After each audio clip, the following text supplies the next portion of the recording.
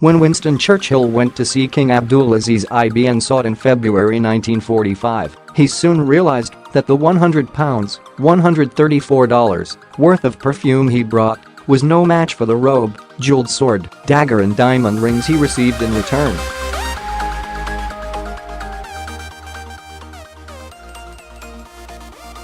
Despite the fiscal squeeze of World War II, the British Prime Minister returned home and promptly ordered one of the first Rolls-Royce cars produced after the war to be sent to the king 7 months later.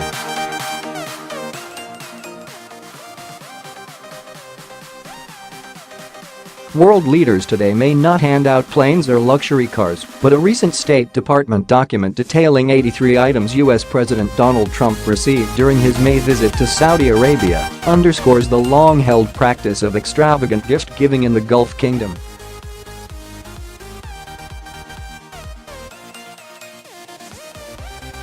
During his first foreign visit as president, Mr. Trump attended an Arab Islamic Summit in the Saudi capital of Riyadh, where King Salman bestowed to him a stockpile of gifts including multiple swords, daggers, leather ammo holders and holsters, beaded and gold-embroidered dresses, dozens of shema headscarves and other traditional Arab garments, leather sandals, perfumes and artwork.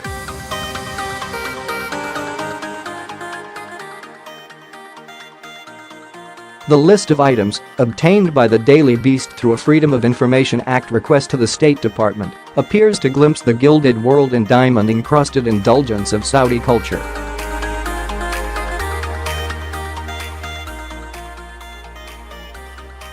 But in fact, the gifts are not so luxurious after all, says Ali Shihabi, executive director of the Arabia Foundation.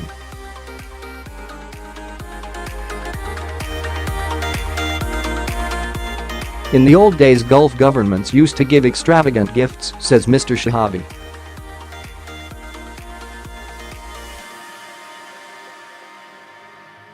Expensive watches, pieces of jewelry, things like that. Gifts now are more emblematic of local culture, highlighting crafts and artifacts from the region, he says.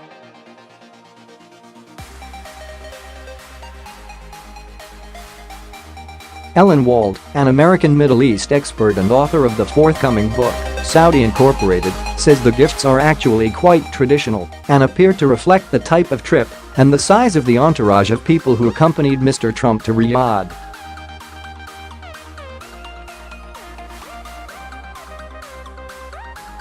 Members of the American delegation to Saudi Arabia in 2008 received similar items such as robes and jeweled daggers, she says.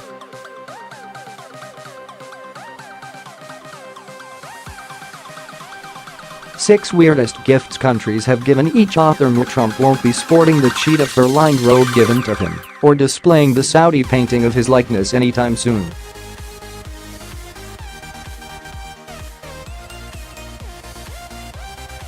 U.S. federal law bans government employees from accepting any gift from a foreign government valued at more than $390.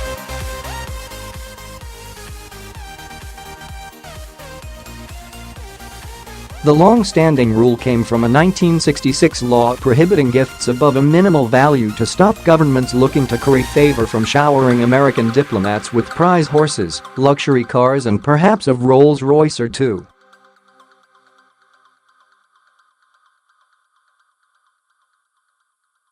A 1978 law amended the minimum to $100, with an inflation-adjusted increase every 3 years.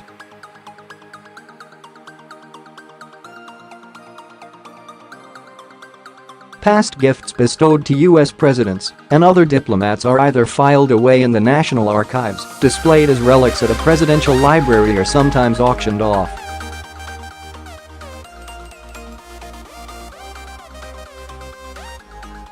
Government officials are also given the option to purchase the gifts they received for market value.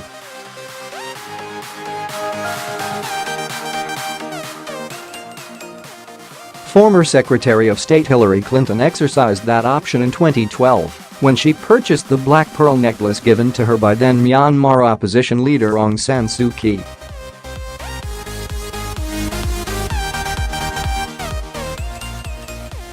The necklace was valued at $970. Visits by foreign dignitaries have customarily entailed an exchange of thoughtful, and sometimes not so thoughtful, gifts.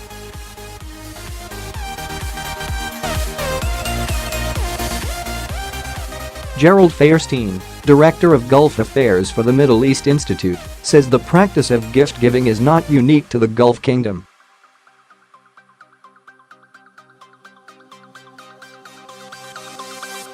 He recalls receiving a Rolex watch from the Bahraini government during a trip to the Middle East in the 1990s, while he served as deputy director in the Office of Arabian Peninsula Affairs at the State Department.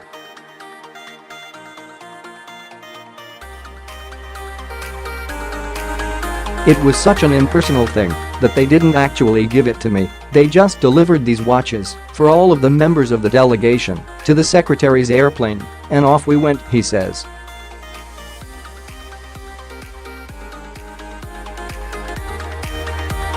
When he went to submit the expensive watch to the State Department's Protocol Division, which is tasked with organizing diplomatic gifts, he was told they had a room full of watches from the Bahrainis.